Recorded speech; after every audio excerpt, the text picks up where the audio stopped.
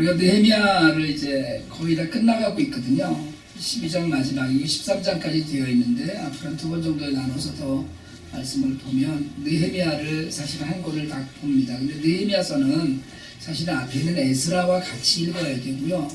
그러면 아마 굉장히 훨씬 그 이해가 쉽고요. 주석이나 이런 것들을 묶을 때 에스라, 느헤미야, 에스더를 묶어서 사실은 성경 공부를 많이 시킵니다. 그래서 한번 그 느헤미야를 그동안에 쭉 우리가 겉핥기 식으로처럼 쭉 오긴 했지만 한 번에 한 장씩 이렇게 쭉 넘어오기도 했어요. 그렇지만 어쨌든 하나님의 은혜로 성벽을 세우고 그리고 이제 이스라엘 백성들의 삶에 좀 안정이 되고 그리고 예배도 회복했다 이런 것들에 대해서 꼭 우리가 마음속에 품고 있으면서 우리가 이제 또 좀 더 배워야 될 부분들이 몇 가지가 있어 나누려고 합니다. 그 성벽을 이제 완공을 했잖아요. 완전히 그걸 그냥 성벽이라는 겉모양 건물만 완벽된 게 아니고 정치적으로 종교적으로 사회적으로 신앙적인 이제 안정을 이루게 됐어요. 그러니까 지금 이제 뭐를 하려고 하냐면 봉헌의식이라는 걸 거행합니다. 봉헌이란 하나님께 드리는 거예요. 사실 우리가 헌금 시간을 봉헌 이렇게 얘기하잖아요. 그래서 사실은 이 성벽이, 이 성전이, 이 백성이 다 주님의 것입니다. 하나님의 것입니다. 라는 고백이 있는 걸 봉헌이라고 하는데 그 봉헌을 오늘 그 이스라엘 백성들이 즐거운 마음으로 드립니다.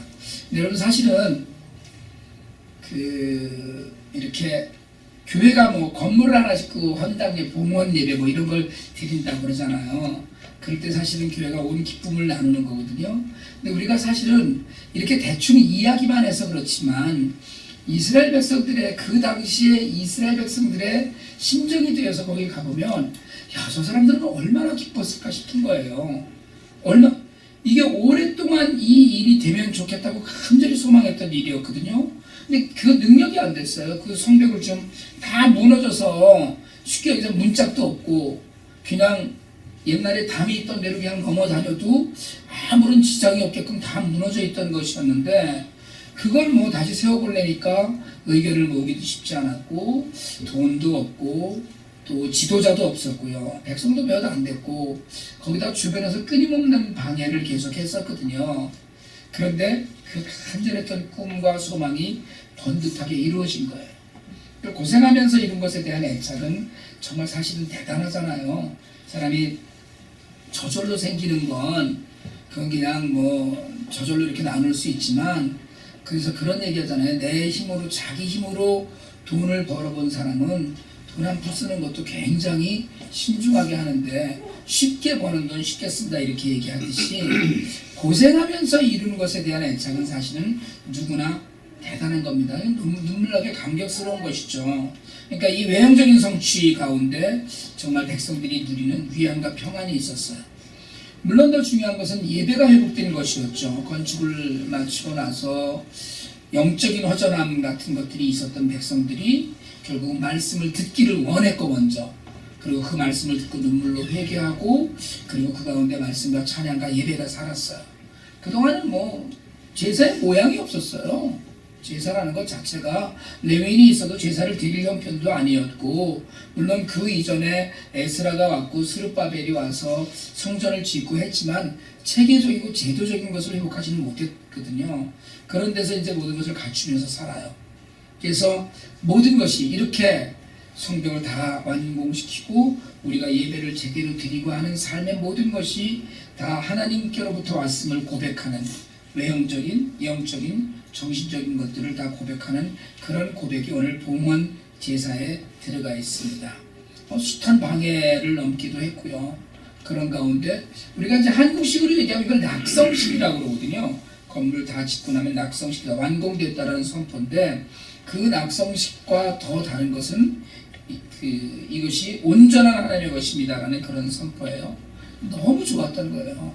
하나님께 드리는구나 우리가 이 성벽이 하나님의 것임을 고백하는구나 하나님께서 통치하시겠구나라는 기대와 감격이 있어서 온갖 악기들을 다 동원해서 찬양합니다. 정말 기뻤던 거예요. 드리는데 여러분 우리가 인생을 살면서 하나님 저를 드립니다 라는 헌신의 결단이나 고백을 해본 적이 있는지 좀 물어보길 바랍니다. 스스로에게. 무슨 이게 뭐 제가 목사가 되겠습니다. 또는 뭐 우리 어렸을 때 어른들 말씀처럼 주의 종이 되겠습니다. 이런 그런 식의 얘기가 아니고요. 그게 아니고 내가 하나님의 백성으로 하나님의 은혜 가운데 하나님 한 분만 바라보며 살겠습니다라는 그런 결단이 우리에게 있었는가. 이걸 한번 여러분 우리가 좀 우리 믿음 안에서 늘 한 번씩은 생각해보고 돌아보기를 원합니다. 뭐 하나님이 좋으니까 예수님을 사랑하니까 그러면 다 드려도 되는 것이다. 이런 믿음이 사실은 우리 안에 있어야 되는 거거든요. 저는 사실은 뭐 여러분들이 잘 아시겠지만 우리 어머님이 제가 초등학교 때 어제 저희 어머님이 91세 생신 잔치를 했거든요. 그 어머님이 제가 초등학교 때 저한테 물어보지도 않고 저를 주의 종으로 바치겠다고 그러셔갖고 정말 목사 되기 싫었거든요. 전 장로가 평생 소원이었고 지금도 목사 은퇴하고 나면 어느 교회에서 시켜주면 가서 장로 한번 해봤으면 좋겠다 이런 생각을 지금도 자주 해요. 그런데 이거 안 하려고 그러다가 할 수 없이 그래서 저는 저희 어머님 서운하시고 저희 아내가 저희 집사람이 새벽 예배를 3시 반에 늘 나갔거든요. 정말 미친듯이 새벽 예배를 나가더라고요. 그러면 하나님이 부르실 때 저희 집사람을 부르셔야 되잖아요. 열심히 나오는 사람을. 근데 남편을 불러갖고 정말 억지로 목사가 됐고요. 진짜 안 하고 싶었는데 그런데 이것처럼 큰 복이 없다는 생각을 자주 해요. 요새 말씀으로 하루를 시작하고요. 여러분들은 돈 내고 예수 믿지만 저는 돈 받으면서 예수 믿잖아요. 그렇죠? 헌금하고 예수 저는 여러분들이 하는 헌금 가운데서 생활비를 받아가면서 성경책 읽고 이것처럼 꼰대 나는 이게 너무 괜찮은 거예요. 그러면 이제 하나님께 드리는 건 어떤 거냐. 제가 비즈니스 할 때 기도 제목이 뭐였냐면 저희 집에 써놨던 우리 매 10가지 기도 제목을 써서 이제 1년 매년 그렇게 기도를 했는데 항상 첫 번째가 10의 구조를 드리고도 넉넉한 삶. 기도 제목이었어요. 11조 갖고는 양이 안 차는 거예요. 제가 굉장히 큰 교회를 섬겼는데 다음 시간에 이제 한번 또 말씀을 드리겠지만 제 개인 11조와 회사의 11조를 하니까 그 큰 교회에서도 11조로는 굉장히 헌금을 많이 하는 그런 쪽에서 근데 그게 양이 안 차더라고요. 그러니까 제 꿈은 뭐였냐면 하나님 제가 10만 불 벌어서 10,000불 헌금하지 않게 해주시고 100만 불 벌어서 90만 불 헌금하고 10만 불로 그냥 살게 해달라 이런 꿈이었어요. 사실은 그러니까 많이 벌게 해달라는 꿈이죠. 사실은 10의 구조를 드리고도 넉넉한 삶. 그랬더니 하나님이 목사를 만드셨어요. 그 삶의 전부를 내놔라 이렇게 얘기하신 거예요. 저는 그렇게 믿어요. 여러분 자신을 하나님께 드린다는 건 하나님이 내 삶의 주인이 된다는 거거든요. 그러면 삶의 모든 것이 하나님이 하시는 거예요. 내 삶에 간섭하시는 모든 것. 이게 고백이 있어야 돼요. 그러니까 제가 10의 구조가 아니라 뭐 하나님 나라의 일을 하면서 나 자신을 하나님께 드렸다 이렇게 얘기할 수 있는 것. 내 전 존재를 하나님께 드렸다. 그런데 사실은 그렇지 않잖아요. 그렇게 살지 못합니다. 저도 어머님이 서원하시고 제가 목사가 됐다고 하더라도 세상적인 것에서 내 고집을 많이 부리기는 해요. 그렇지만 예수를 믿으면서 하나님의 은혜를 입에 달고 살면서 여러분 우리가 말씀으로 묵상하고 말씀 묵상으로 하루를 시작하고 아내와 둘이서 예배로 하루를 시작하고 기도로 하루를 시작하고 하면 그러면 그 하루가 사실은 조금 덜 죄에 물든다 이런 생각이 들 때가 있어요. 여러분 사랑한다고 고백하면 사랑의 대상에게 내 모든 것을 아낌없이 주고 싶은 거거든요. 은혜 받은 사람은 기쁨으로 나눌 수 있다고 해서 일회성 체험이 아니고 정말 삶이 되면 하나님께 드리는 삶은 여러분 물질이 아닙니다. 물질은 가장 마지막이에요. 그냥 내 삶을 오늘도 하나님이 나를 주장하시는구나. 하나님이 지금 나를 인도하시는구나. 그리고 나를 인도해달라는 이 간절한 소원과 고백 가운데 우리 삶이 풍성해지는구나, 이런 은혜를 좀 누리실 수 있기를 바랍니다. 제가 목사가 되기 전에 아침에 새벽 예배 집사람이 나오고 나면 저도 이제 엎드려서 그 시간에 묵상을 하죠. 그리고 회사에서 직원 예배를 드리고 하루를 시작하니까 딴짓을 못 하겠는 거예요. 거래처에다 대고 거짓말을 절대 못 하겠고. 그래서 직원들이랑 다 같이 예배 드렸는데 전화 따고 왔는데 뭐 됐냐고 그러는데 안 된 걸 갖다가 됐다 그러고 이렇게 얘기할 수는 없잖아요. 하나님께 나를 모두 다 드렸다는 건 하나님이 나를 컨트롤 하신다는 건데 하나님의 컨트롤을 받으면서 거짓말할 수는 없는 거예요. 남의 이익을 내 유익을 위해서 남의 이익을 짓밟을 수 없는 거거든요. 그런 믿음의 은혜를 누리는 사람은 이게 은혜 받았다는 고백이 있는 거예요. 그러면 나눠주는데도 인색하지 않아요. 다 주고 싶어요. 이유가 없어서 못 주는 거지. 여러분, 저는 크리스마스 때 선물해주고 음력 크리스마스도 지냈으면 좋겠다, 이런 생각이 들어요. 주고 싶으니까 그런 거예요. 그냥 그 즐거운 마음으로 오늘 이스라엘 백성들이 봉헌을 해요. 단지 성벽을 드리는 데서 끝나는 게 아닙니다. 이게 오늘 성경은 노래하는 자들을 데려왔고 찬양이 풍성했다고 얘기해요. 그리고 30절에서는 제사장들과 레위 사람들이 몸을 깨끗이 하고 그리고 백성들과 성문과 성벽들을 깨끗이 하는 예식을 올렸다고 했어요. 이 깨끗함은 회개를 이야기해요. 레위인들이 회개하고 백성이 회개하고 목사가 회개하고 성도가 회개하고 가장이 회개하고 온 가족이 회개해요. 교회의 지도자들이 회개하고 성도들이 함께 회개하고 어린아이들까지 회개합니다. 뭐를요? 지금 예배하고 잘하고 있는데 하나님을 멀리했던 죄, 하나님의 뜻을 어긴 죄, 우리 머릿속을 떠나지 않는 수없이 많은 죄, 예배의 자리에 인색했던 죄, 하나님이 원하시는 일에 내 헌신이 인색했던 그 모든 것들을 회개해요. 깨끗한 성벽과 성문을 하나님께 드리기를 원했어. 여러분, 우리가 드리는 것이 깨끗하고 우리가 먼저 깨끗해야 합니다. 느헤미야는 제사를 드리는 자와 온 백성이 정결의식을 드리게 하고 더불어 성벽조차 깨끗하게 해요. 뭘로 깨끗하게 했겠어요? 확 털어서, 먼지 털어서? 그게 아니에요. 흙먼지 털어냈다는 이야기가 아닙니다.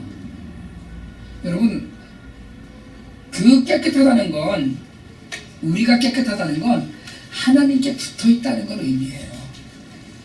여러분, 우리가 죄를 짓는다는 건 하나님과 멀어져 있다는 걸 이야기하는 겁니다. 그러니까 깨끗함이라고 하는 것, 이건 하나님과 붙어있음을 이야기하는 겁니다. 사람들에겐 약한 부분이 있죠. 어떤 이들은 도박에 약하고요, 어떤 이들은 탐욕에 약하고, 어떤 이들은 입술로 짓는 입술 때문에 입술이 약해서 말로 짓는 죄에 약하고요, 어떤 이들은 성적 유혹에 약합니다. 여러분, 그게 세상 사람들만 그렇지 않아요. 구원의 자리로 나간다는 성도들조차도 사실은 그런 모든 부분에서, 세상적인 모든 부분에 약합니다. 그런데 더럽고 부족하지만 하나님 앞에 회개하면 하나님은 무슨 죄든지 용서하시고 우리를 거룩한 하나님의 백성을 받아주셔요. 우리가 오늘 이렇게 뻔뻔스럽게 앉아서 예배를 드릴 수 있는 것도 용서하시고 깨끗하게 하신 하나님의 능력에 의지하기 때문이지, 우리 자신을 놓고서는 하나님 앞에 온전히 서기가 힘듭니다. 그래서 존 파이퍼 목사님이 그런 얘기했더라고요. 항상 하나님이 예스로 응답하시는 기도 6가지 중에 하나가 뭐냐면 저를 용서하여 주시옵소서. 이 기도는 하나님이 언제든지 예스라는 거예요. 여러분, 하나님 저한테 오늘 돈 한 10,000불만 주세요. 이 기도는 하나님이 안 들어주셔도 하나님 저를 용서해 주시옵소서. 이 기도 제목은 듣는 즉시 들어주신다는 거예요. 요한일서 1장 9절에 얘기하잖아요. 우리가 우리 죄를 자백하면 저는 미쁘시고 의로우사 어떻게 해요? 우리 죄를 사하시고 우리를 모든 불의에서 우리를 깨끗하게 하실 것이요. 하나님이 하시겠다는 거예요. 그게 느헤미야가 제사장과 레위인의 깨끗함과 성벽과 성문의 깨끗함을 통해서 하고 싶었던 일, 하나님께 나아가겠다는 거예요. 깨끗하게. 그런 믿음의 결단이 우리에게 있기를 원합니다. 우리의 삶을 돌아보면서 하나님께 가까이 가서 깨끗함이 있기를 원합니다. 느헤미야는 찬양팀을 두 팀으로 나눴어요. 백성의 지도자들과 제사장들을 두 팀으로 나눠서 성벽위를 돌게 합니다. 전에 말씀드렸듯이 성벽은 사람들이 오고 갈 수 있는 그런 폭이라고 말씀드렸었어요. 그 성벽위를 밟으면서 찬양하고 기도하고 기뻐했어요. 우리가 이렇게 튼튼하게 지은 것을 우리 손으로 하나님께 드립니다. 진실로 기뻐했어요. 하나님께 많은 제물로 제사를 드렸다고 그랬어요. 여러분, 이 많은 제물이라는 것을 굳이 성경에서 풀어 쓴 이유는 물질이 있는 곳에 마음이 있기 때문에 그래요. 여러분, 우리가 크레딧 카드 회사에서 우리를 분류하잖아요. 이 사람이 돈을 어디에 쓰느냐에 따라서. 어떤 사람은 먹는 일에, 이 사람은 식도락가로구나. 어떤 사람은 책 사는 일에, 이 사람은 공부를 많이 하는 사람이로구나. 이거를 요즘은 빅데이터라고 그러나요? 다 모아서 그 사람이 무엇을 찾느냐에 따라서 다 구분하잖아요. 이스라엘 백성들은 많은 재물을 가지고 와서 제사를 드렸어요. 왜요? 좋으니까 돈을 거기다 쓰는 거예요. 내가 좋아하는데 돈을 쓰는 거거든요. 그렇게 즐거워했습니다. 다윗이 살아생전에 하고 싶었던 일이 성전을 짓는 거였어요. 그런데 하나님께서는 성전 건축을 솔로몬에게 맡기게 하셨어요. 다윗 손으로 지은 성전을 받지 않겠다고 하셨어요. 대신에 다윗이 한 일은 성전 건축을 위한 모든 건축 자재를 퍼펙트하게 준비해 준 거예요. 다 했어요. 그리고 그걸 드렸어요. 이거 내가 만들어놨어, 이거 다 내가 준비해서, 이런 공로의식도 없었어요. 체면 때문에 이거 남의 눈치 보면서 내가 이만큼 안 하면 어떻게 하나, 이것 때문에 하지 않았어요. 온 백성이 자원해서 드리게 했어요. 그게 즐거움이에요. 그래서 역대상 29장 14절에서 다윗이 이렇게 고백합니다. 세 번역으로 한번 같이 한번 읽읍시다. 시작. 제가 무엇이며 저의 백성이 무엇이기에 우리가 이렇듯이 기쁜 마음으로 바칠 힘을 주셨습니까? 모든 것을 주님께서 주셨으므로 우리가 주님의 손에서 받은 것을 주님께 바쳤을 뿐입니다. 헌신하는 자의 바른 자세는 내게 오늘 주신 건강과 내게 오늘 주신 물질과 내게 오늘 주신 내 삶의 모든 것이 하나님께로부터 왔음을 고백하는 거예요. 헌신하고 헌물을 드리는 바른 자세는 주께로부터 왔다는 고백입니다. 그저 하나님이 다 주셨는데 그 중에 일부만 드린 거예요.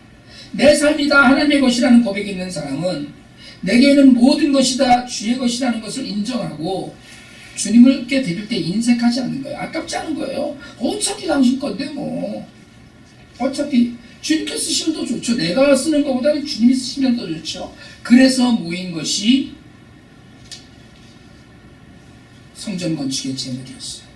이 다윗의 정신이 이어져서 600년이 지난 후에 이스라엘 백성들이 포로에서 돌아와서 성벽을 지었을 때 그들은 즐거운 마음으로 드렸습니다. 느헤미야 12장 43절에서 얘기해요. 그날 사람들은 많은 제물을 드렸다고 했어요.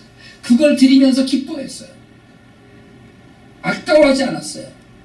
하나님이 기쁘게 하셨다는 거예요.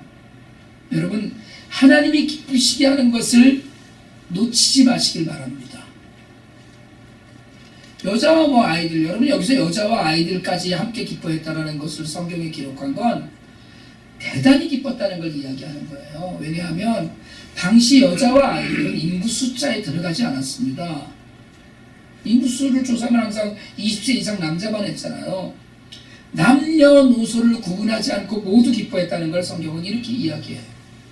먼 데서도 다 들렸어요. 얼마나 소리를 치고 난리를 쳤으면 차별 없이 누리는 기쁨이었어요. 온 마음이. 이걸 은근적으로 오늘 성경이 기록해요. 여러분, 봉헌은 중심을 가지고 하나님의 것을 온전히 하나님께 드리는 거예요. 제가 사실 이 설교를 준비하면서 봉헌 예배를 드린다 이런 말씀을 드리려고 하니까 지난 6월 초에 있던 서울 사랑의 교회 헌당 예배 얘기를 하지 않을 수가 없어요. 여러분, 남의 교회 이야기를 하는 것이 불편할 수도 있는 것처럼 들리겠지만 우리가 공교회로서 반면교사를 삼아야 할 일도 있고요. 옳지 않은 일에 대해서 아무 소리를 내지 않으면 어느 날 주님의 말씀대로 돌들이 소리 지를 날이 올지 모릅니다. 일반적으로 교회가 건물을 마련해서 처음 드리는 예배를 입당 예배라고 합니다. 한자 그대로예요. 들입자 건물당자. 건물에 들어가서 예배를 처음 드리는 거예요. 그걸 입당 예배라고 그래요. 이제 건물에 들어가서 예배를 드리기 시작합니다라는 거예요. 헌당이라고 하는 용어는 우리가 그 봉헌 예배라고도 하는데, 이 헌당이라고 하는 예배는 건축이 끝나고 혹은 또 지은 건물을 샀을지라도 그 비용을 다 갚고 나서 그 건물을 하나님께 드린다는 의미를 가지고, 무슨 얘기냐면 빚이 없는 건물을 드리는 거예요. 그래서 헌당 예배를 성전 봉헌 예배라고도 하는데, 사랑의 교회가 헌당 예배를 성대하게 드렸습니다. 수많은 유명인사가 참석하고 축하했어요. 근데 여러분, 사랑의 교회는 담임 목사의 위임이 위법한 것이어서 무효라는 판결을 대법원에서 받았고요. 확정됐습니다. 건축을 할 때 예배당을 크게 하려고 공공 도료를 점유하는 불법을 저질렀다고 해서 위법하다는 판결을 받았습니다. 이게 이제 대법원에서 확정만 되면 건물 헐어야 돼요. 중요한 건 불법 문제가 이야기가 나왔을 때 오정현 목사가 세상 사회법 위에 도덕법이 있고 도덕법 위에 영적 제사법이 있다는 억지 주장을 했던 겁니다. 이건 사기예요. 하나님 나라를 섬기는 백성이 당연히 영적 제사법을 얘기해줘. 우리는 영적 제사를 드리는 거니까. 그렇지만 기본적인 인권 문제를 제외하고 사회법 위에 있는 법은 없습니다. 교회법과 사회법이 대치될 때 여러분, 교회법은 교회 안에서 잘 지키면 돼요. 우리 살면서. 그러나 세상 법을 무시하면 되지 않습니다. 어차피 교회도 세상 법에 따라 건축 허가를 받고 세상 법에 따라서 지켜야 될 법이 있는 건데, 국가 안에서 교회는 초월적인 존재가 절대로 아닙니다. 여러분, 착각하지 마세요. 하나님은 초월적인 존재이시지만 국가 안에서 그 제도 안에 있는 교회가 그러려면 그냥 저 무인도에 가서 우리끼리 살아야 됩니다. 교회를 잇고. 초월적 존재가 절대 아니에요. 표절, 불법 목사 안수 등의 문제로 교회를 세상의 조롱거리로 만들었는데, 그런 배경을 무마하려고 수천억의 빚도 아직 그대로 남아있고, 건물 다시 원상복구해서 다시 개조해야 될 일이 눈앞에 보이는데 헌당 감사 예배를 드렸어요. 왜 드렸을까요? 우리는 이렇게 건재하다는 걸 보이기 위해서였어요. 나는 어떻게든 이 자리를 지키겠다는 선언입니다. 그리고 그 모든 것의 배경에는 하나님이 아니라 그냥 돈이 있을 뿐이에요. 서울시장도 참석하고 국회의원도 참석하고, 무슨 서초구청장은 앞으로도 도로 점용 허가를 계속 내주겠다고 공언했어요. 그런데 여러분, 세계적인 신학자 엘리스터 맥크레스 불러서 설교하게 했는데, 영국으로 돌아간 맥크레스가 자기는 사랑의 교회 문제를 전혀 모르고 가서 설교했다고 한국 교회에 사과한다는 이메일을 보내오기도 했습니다. 헌당 예배는 하나님의 것이라는 것을 고백하는 기도예요. 그런데 하나님께 드린다는 고백에 사랑의 교회는 사기를 친 겁니다. 하나님께 드릴 수 없는 걸 드린 거예요. 그리고 아들이 집을 사서 부모님에게 드렸어요. 먹여준 부모가 부어야 돼요. 그건 사드린 거 아니에요. 그냥 사드릴 준비를 해드린 거지, 살 준비를.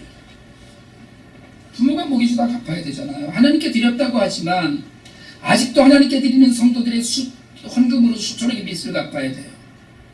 그 사람들은 기뻤을까요? 그 예배 드리면서? 기뻤을 거예요. 감격스러웠을 거예요. 6천 명이 한꺼번에 들어가는 어마어마한 예배당, 4천억 원짜리 예배당인데 얼마나 기뻤겠어요. 자신들에게는 엄청난 기쁨이 되었겠지만 하나님은 어떠셨을까요? 세상 법을 무시하고 용기 있는 믿음으로 헌당 감사 예배를 드렸다고 감격해 하셨을까요? 하나님께서 오늘 예루살렘 성벽의 봉헌식을 기뻐하신 것도, 백성들이 감격하며 찬양이 끊이지 않았던 것도, 온 백성이 이 봉헌에 진심을 담아서 참여한 것도, 그것이 온전히 하나님의 것이 되었을 때만 가능한 거예요. 그래서 뭘부터 먼저 시작했습니까? 시작할 때 깨끗하게 하는, 회개하는 것부터 시작을 했어요. 회개가 사라진 교회는 교회 존재의 가치가 없는 겁니다. 적당히 우리도 이렇게 그냥 해야지 하는 형식을 쫓을 때 여러분, 하나님께 진심을 담아서 예배 드리고 모든 것을 드릴 수가 없어요. 교회가 하나님께 온전히 헌신할 때 여러분 연약한 자들에게도 온 모든 사람에게 다 기쁨이 있어야 됩니다. 주변까지. 여러분 만약에 정말 교회가 건물 하나 졌는데 정말 하나님이 기뻐하시는 그런 그 봉헌을 한다면 온 동네 사람들이 다 한꺼번에 있고 좋아해야 돼요. 즐거워야 됩니다. 근데 다 손가락질 하잖아요 지금. 여러분 하나님께 드릴 때 첫 번째로 깨끗한 나를 먼저 돌아보실 수 있기를 바랍니다. 그래서 깨끗한 나를 드리세요. 하나님께 드릴 때 조건을 붙이지 마세요.